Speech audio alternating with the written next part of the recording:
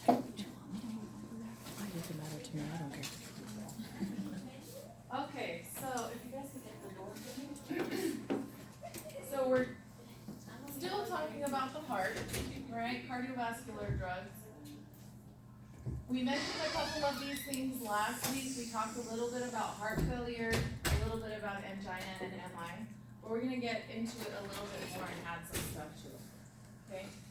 This is a real quick diagram that someone made, obviously. This is supposed to represent the heart.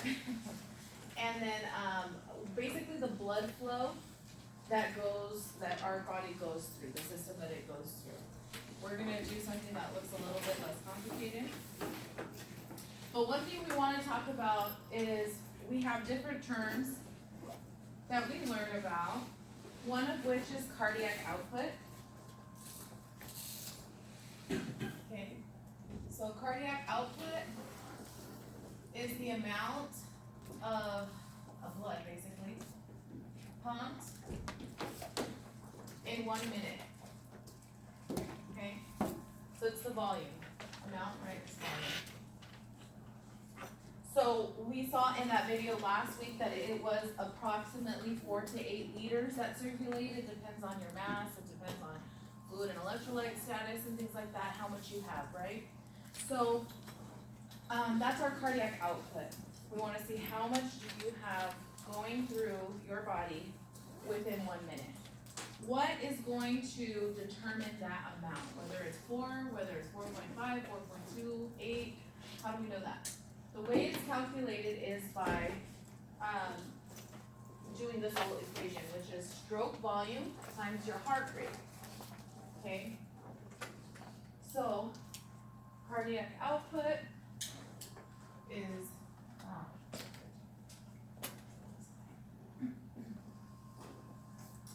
it is stroke volume times heart rate. Okay? So stroke volume is the volume or the amount that your left ventricle is pushing out with each beat. Okay? Each person is a little bit different. There's ways of calculating this. We do echoes, we do studies to calculate what the actual stroke volume is for each person. But the stroke volume is normally anywhere from about 40 to 60 mLs. Okay? 40 to 60 mLs. Approximate. Your left ventricle can hold about 100 mLs, but not all of it gets ejected. Okay? And it can be higher than this, so if it's higher than 60, that's perfect. Your heart's doing a great job. But this is about more. And then your heart rate is supposed to be what? What's normal heart rate? 60 to 100 beats per minute. Okay? So based on here, if we took the mLs, multiplied it by whatever your heart rate is, we would get a particular number of mLs. And it should be, the normal is 4 liters to 8 liters. Males are known to have higher volume. If you are larger, you're gonna be closer to the 8-liter mark, right? If you just downed a bunch of fluids, you're gonna be closer to the 8-liter mark. So it always fluctuates. It's not a specific number that we maintain all the time. The smaller you are, obviously the lower your cardiac output will be, right? But we just wanna make sure it's within these norms. So, if I have a low amount of volume, what do you think my heart's gonna do? To compensate for that, to maintain this cardiac output. Increase your heart rate. Increase your heart rate, right? So if I have 2 liters maybe of volume, my heart rate is going to increase, okay? Because I still need to maintain that perfusion to my organs. Does that make sense? Okay, so if you have 10 liters, right? If cardiac wise you have too much volume, what might your heart do? It might slow down. It might slow down a little bit. It's not gonna slow down like crazy, but it'll slow down. But what's my blood pressure gonna be if I have 10 liters of volume? High. Increased, right? It's gonna be increased because I have more volume in there. Think of that hose, right? If I turn on my water hose more and more and more and increase the volume, right? I'm increasing how much water is going through there. What happens to the pressure? It increases. So that's what we're doing here. So this one, you would expect that compensation would be an increase in heart rate to get the same fluid going to the organs, but we need to do it faster, okay? Because if not, it would stay stagnant, right? And the pressure here would be what? Huh? Low. You would most likely have a patient with low blood pressure, and tachycardic would be normally higher or above 100 if they're in later compensation phase. Okay? So just kind of wrap your head around that because we're going to be coming back to this, but this is what we're looking for. So again, we're looking for volume and we're looking for pressure. And that's all that preload and afterload are. Preload is the volume of blood that enters the ventricles. Afterload is the resistance or pressure in the left ventricle. Okay, it's either volume and pressure, that's what we're looking for. Now, what are we talking about? How does this make sense? So we have our heart. We have our right atrium, left atrium, right ventricle, left ventricle, okay? So, anatomy physio, what's feeding the right atrium? What dumps all the blood in there? Superior and inferior vena cava come together to form the superior one, and that's what empties out to the right atrium, right? So then we have lub, right? Our lub dub. So we have that, we come out through here, and what's leaving here? It's going to the lungs, okay? So now we have our lungs. So is this oxygenated blood or deoxygenated blood? Deoxygenated, right? Because it's going to the lungs to get it.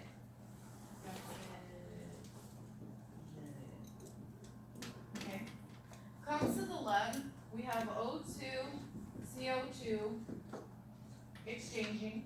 Now it leaves the lungs and comes over here. And this is oxygenated or deoxygenated? Oxygenated. Okay. Oxygen rich. Now it dumps over here into the left atrium.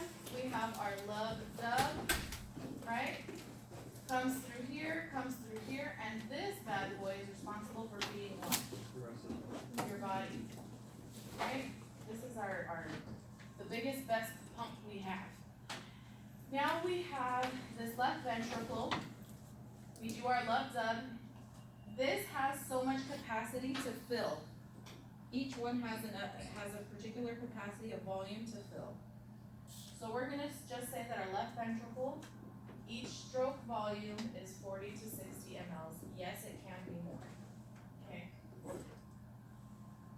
So with each lub dub, it can pump 40 to 60 mLs. Okay, for each heartbeat. Now, how many beats? That varies with every single person, right? So that's how we get how much cardiac output, how much am I perfusing in a minute, how much is going through in a minute, is going through this whole cycle. This comes out through the aorta, right? And actually, I should probably do that. Okay, so this, we know this is not real, right? Like it lies on an axis, okay. So through the back portion, it actually comes up over here. It leaves the aorta. The aorta is what in your body? The largest, biggest, baddest artery you have. You rip through that, goodbye. Okay, that's how people die, like literally drop dead. That one dude, something.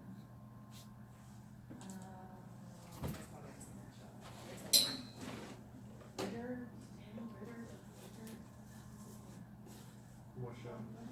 John Ritter, right? John Ritter. That's how he died.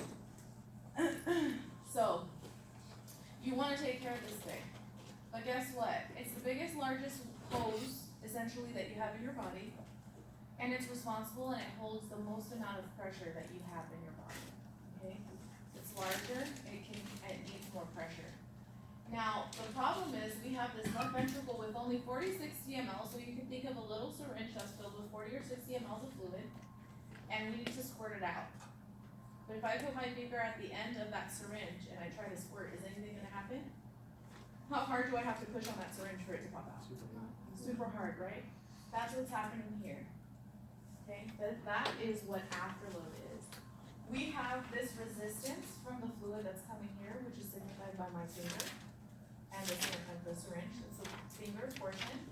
And then this has the 40 to 60 mLs, and with each pump it's trying to pump, but in order to pump, it has to at least reach the same amount of pressure, if not more, in order to move forward, right?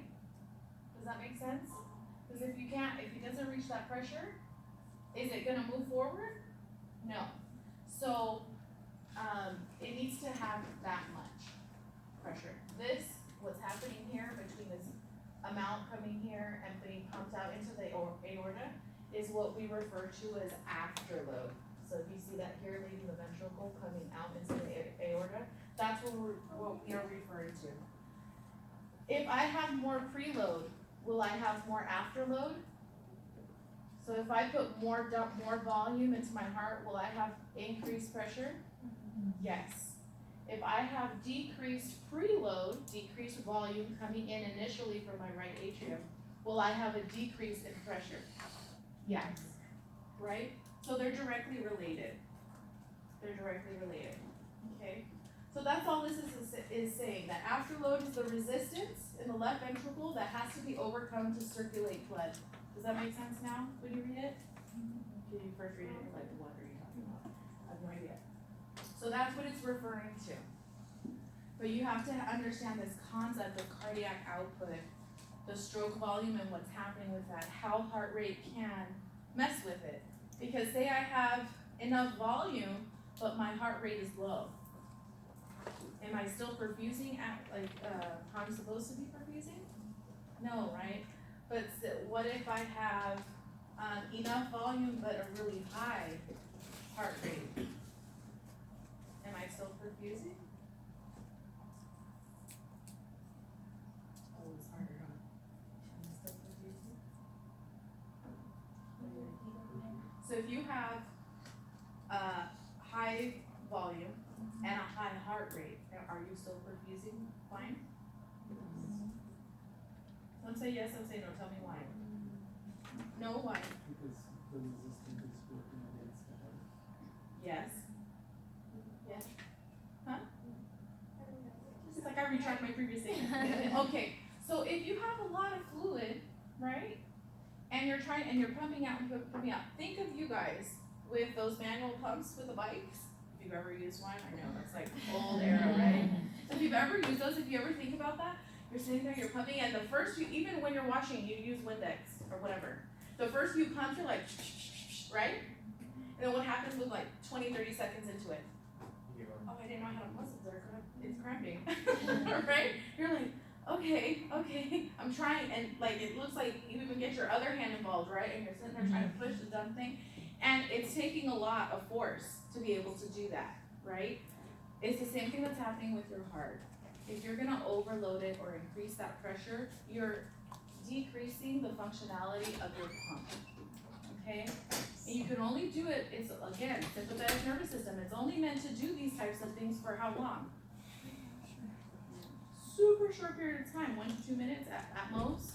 If you're constantly doing this, because you have an increased sodium in your diet, because you're choosing to drink a lot of caffeine, or anything like that that messes with it, high amounts of sugar, or you have all these pre-existing diseases, how well is your pump gonna work for too long? Not well, right? Not well.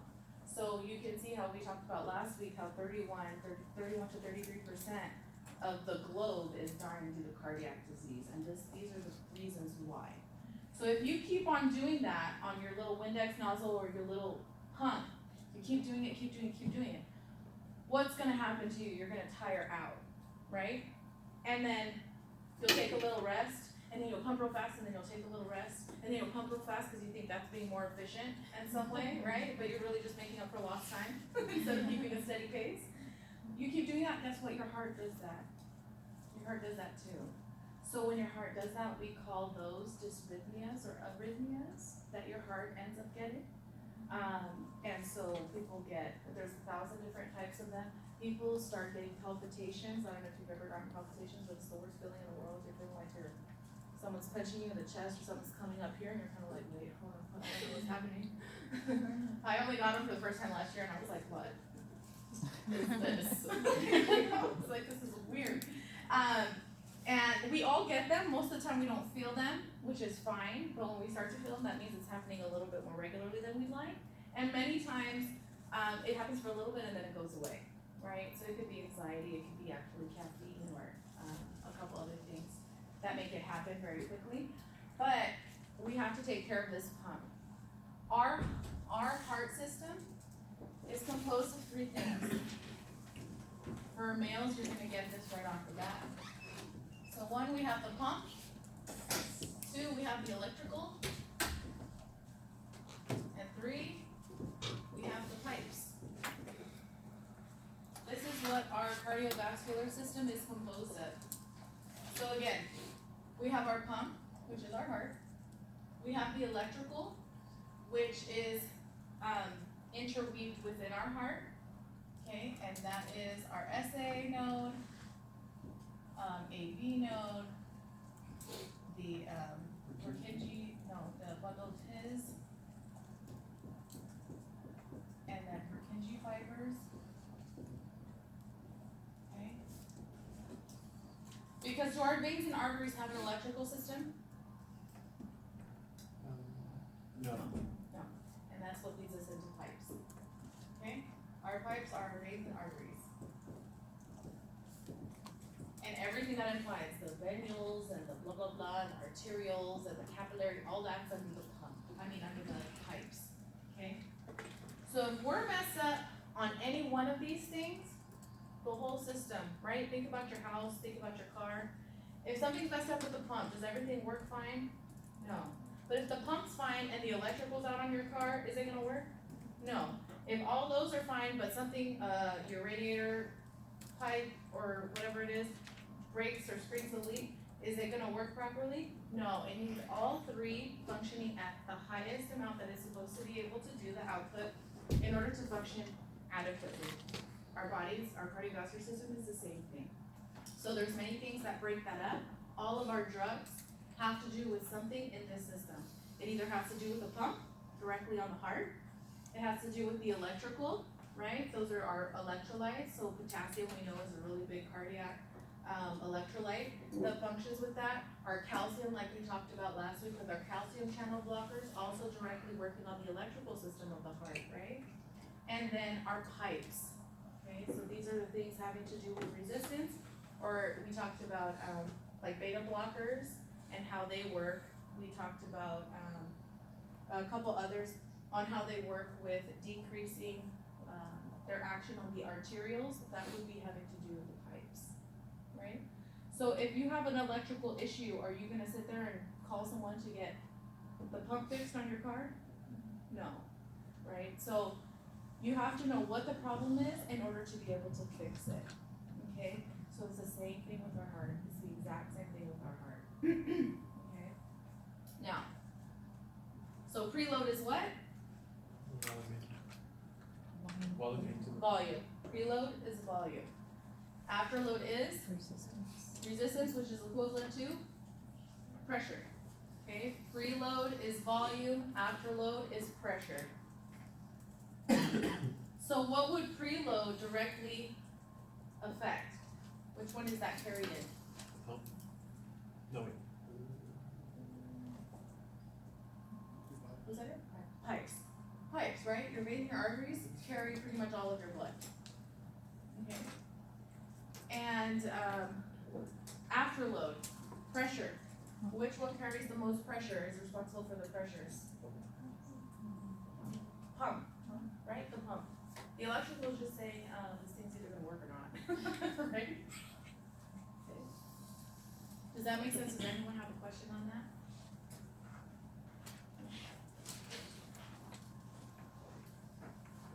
Okay.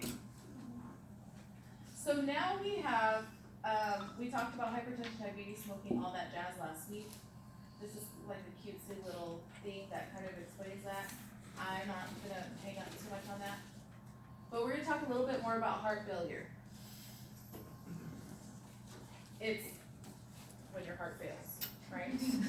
So that concept's not too much of a stretch. So it's the inability of the ventricles, right? Because we said the ventricles are specifically the pumps of the heart. Do your atria really pump? You guys remember anatomy and physio? Do your atrias pump? No, right? They just either fill or don't fill based on the ventricles, right? Okay. So, and it's to meet metabolic demands, right? It's to make sure that your organs are perfused. That's what metabolic demands means. Etiology is anything that affects the ability of the heart to receive or eject blood, which means any one of these three things and its components. So heart failure can be, the cause of it can be anything that affects any of these three things, right? Common causes, hypertension, like we talked about last week, diabetes, and again, those will eventually go hand in hand. Once one starts, you get the other one eventually, and vice versa. Myocardial infarction, which is a heart attack, and then cardiac arrhythmias, like we discussed of how that happens. Valvular disease, right? So we have valves, 4 valves in our heart. If we have disease of one of those valves, is my pump gonna work efficiently? Will my heart fail? Yes, right? At some point. Yeah, okay, redundant. And then thyroid disorders, but we're not gonna get there until the end of this course with endocrine. Okay. So we have left-sided heart failure and right-sided heart failure. Okay? You can imagine where the cause is for each one, right? So left-sided heart failure. Now think about it. Between left and right-sided heart failure, which one would you prefer to have? Why? Yeah, because your real big bad boy pump, that one's not working, right? Which means end perfusion is no bueno. So with left-sided heart failure, which means the left ventricle is failing, you have what we refer to, these are signs and symptoms, paroxysmal nocturnal dyspnea. That basically just means you have trouble breathing at night when you lay down. Obviously, you get restless if you feel like you are out of breath, right? You get a little antsy and kind of like, okay, am I gonna be able to breathe in a second? You get a little bit of anxiety. You can get some confusion. Why would they get confused? Right, no oxygen getting up to the brain. Elevated, well, don't go there. Take that one off, that's advanced. A cough. Why do you think these people would be getting a cough?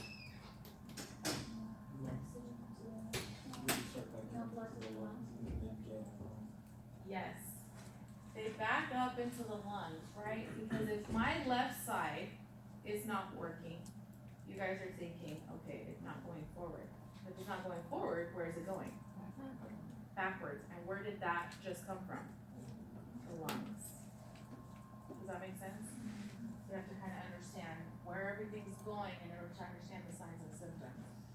So they get the cough because you have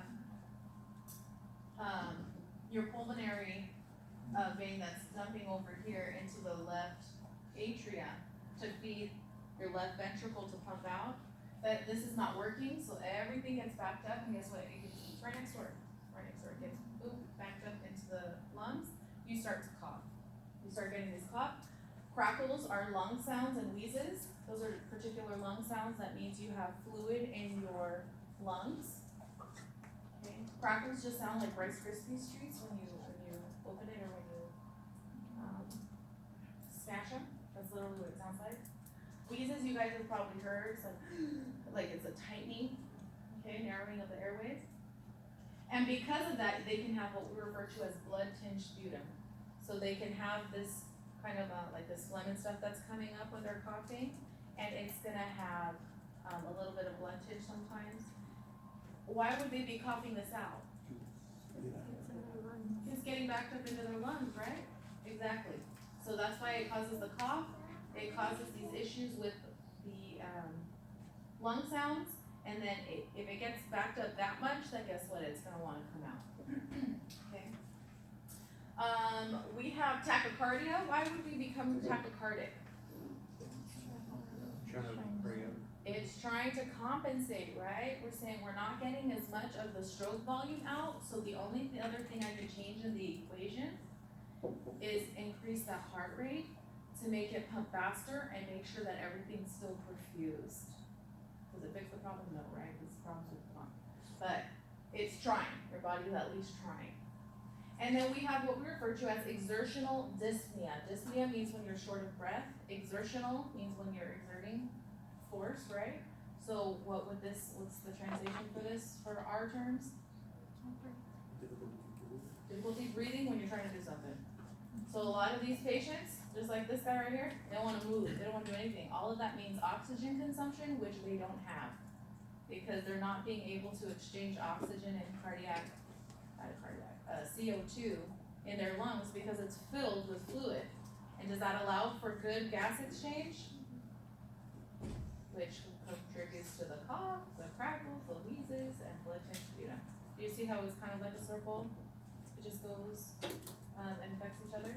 And then we have referred to as cyanosis, and that just means blue, your capillary, your fingertips and things like that, your mouth. You're not oxygenating, so you turn blue, right? If you see someone turn blue, you don't freak out.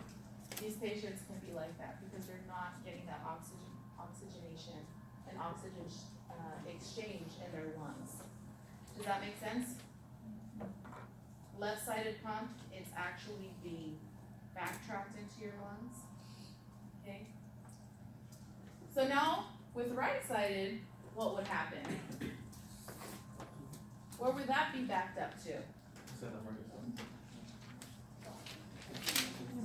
Body, right? Because we just got everything from the superior and inferior vena cava, which is all the fluid collected from upper and lower extremities, into that right atrium. So if we stop this here, guess what? It gets backed up here. So what are we gonna see in that person? Fatigue, of course. Increased peripheral venous pressure, peripheral veins. Guess what this is? Dependent edema.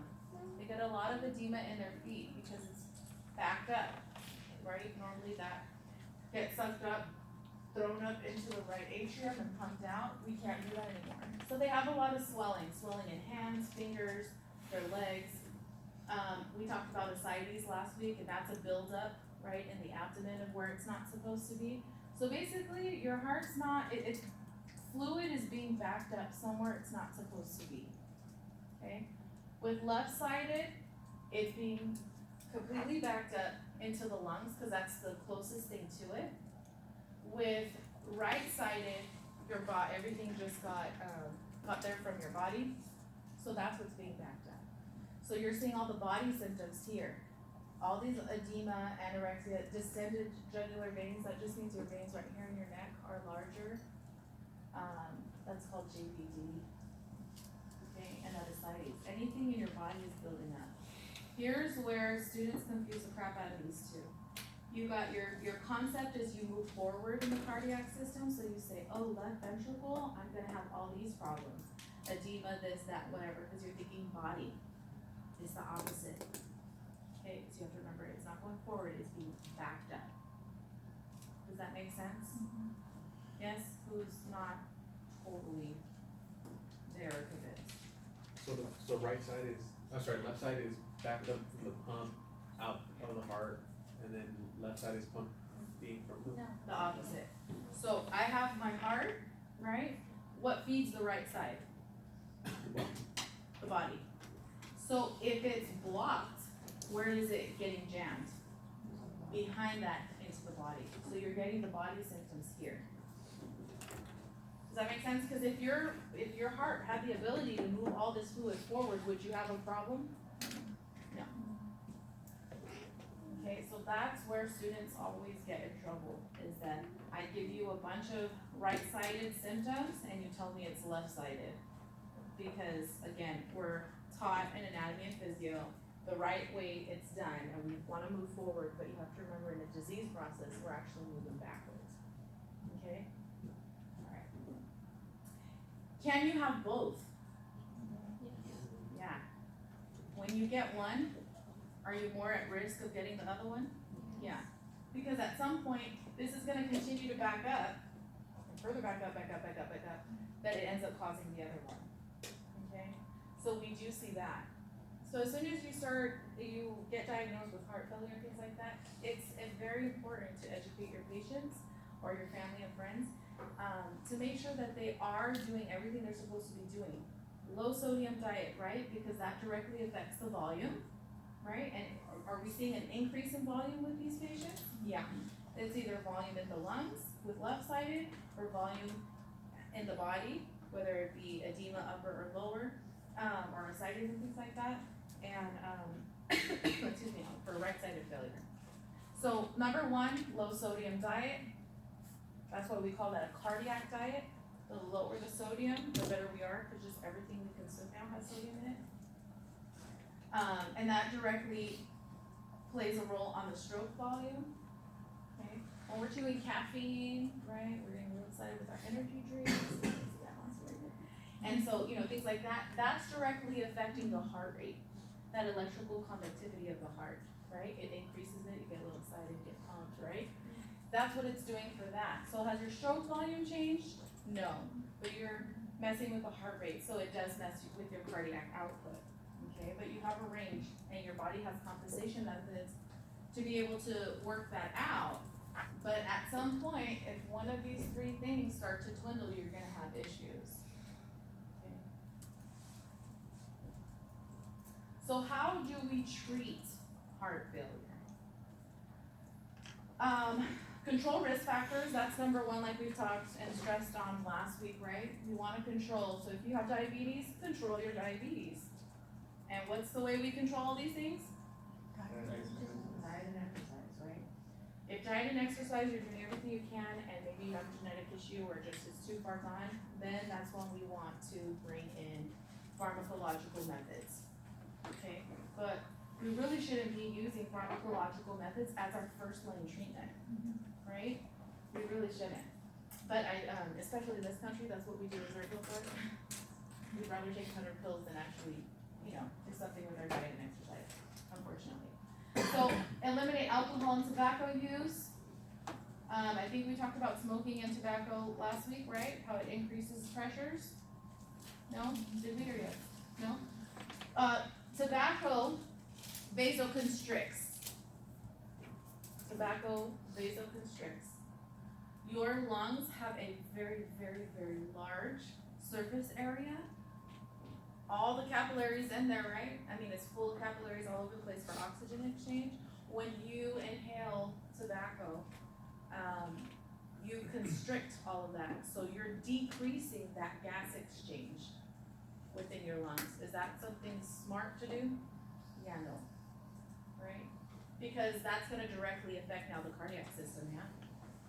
If that vasoconstricts, what happens to the pressure? Increases the pressure, right? If I get that tube of my water hose and I constrict it, it's gonna increase the pressure that's in there, yeah? So then after that, it increases that pressure. Did I do anything with the amount of fluid in there? No. But I altered one of the things in here so it screws up with my cardiac output. So many of the times, your body's natural compensation method, because you're limiting that space, is to do what with the heart rate? Increase it. So anytime you take tobacco, right, your heart rate increases. So that's why we see all of these signs and symptoms. So the longer you smoke, or the more you smoke a day, the more you're messing with one of these three things, right? And actually you're messing with two. Two out of those three with smoking or inhaling or even ingesting actually tobacco. Not a smart move. That's why I never understand why respiratory therapists smoke. I just don't get it. But you'll see all of them huddle outside, like, and you're just like, really? Like, I don't get it. Okay. But then you see nurses like chow down on foods all the time too. So yeah. Always a fun part of your job. So with that, we have to be careful. That's how we need to manage it. So smoking and tobacco, that's why they say the second that you stop using tobacco is the second that your body starts regenerating and coming back from all that. It's that fast. You can do it cold turkey and your body wants to be normal again. Now, treat all those things. Treatment, again, exercise. But when we go into the pharmacological part of it, we talked about last week, right? ACE inhibitors, where does ACE work? Lungs. Okay, it's an enzyme in your lungs. It transforms what to what? Angiotensin 1 to 2. Yes, and angiotensin 2 is our, That person. yeah, it's our Satan, right?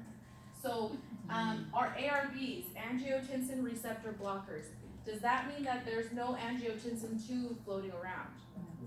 No, it's just, well, how does that work? It's just saying, I got here first, so you can't work, right?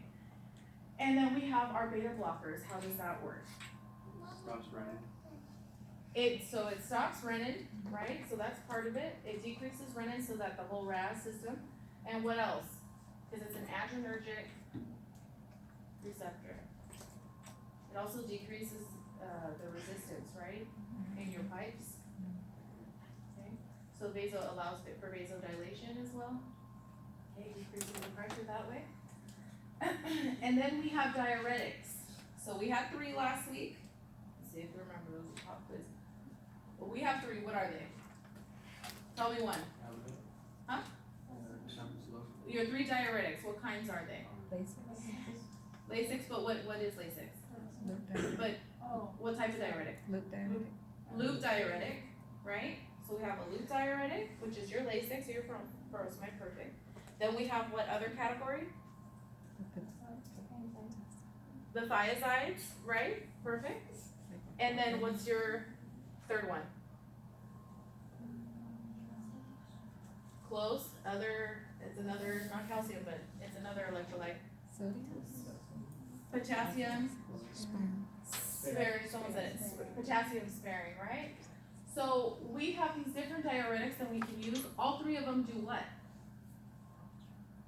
That's what the water is. Make you pee, right? They all pee, make you diurese. It allows for you to pee. So what part of cardiac output are we messing with when we're taking diuretics? Pipes over here, and what part of cardiac output would that be? Stroke volume, right? So if I'm decreasing the stroke volume, and it's already high, if I'm decreasing stroke volume to a normal level, would that give me a normal cardiac output? Wait, so you said if you. My heart rate is normal. I'm decreasing my stroke volume from 10 liters to 8 liters with a diuretic. My heart rate is normal. Is my cardiac output normal or not? Yes. Yes, right? It's still normal, because if I have a bucket, okay, and this represents our 8 liters, and half of this is 4 liters, right? And I need to be at least at this line to right here is my normal cardiac output, okay? If I have 10 liters, so I'm overflowing with fluid too much, first of all, what signs and symptoms will I normally have? Fluid overload. Edema. You could have edema if it's in the wrong space. What else? Huh? High BP. High blood pressure if it's in my cardiac space, right?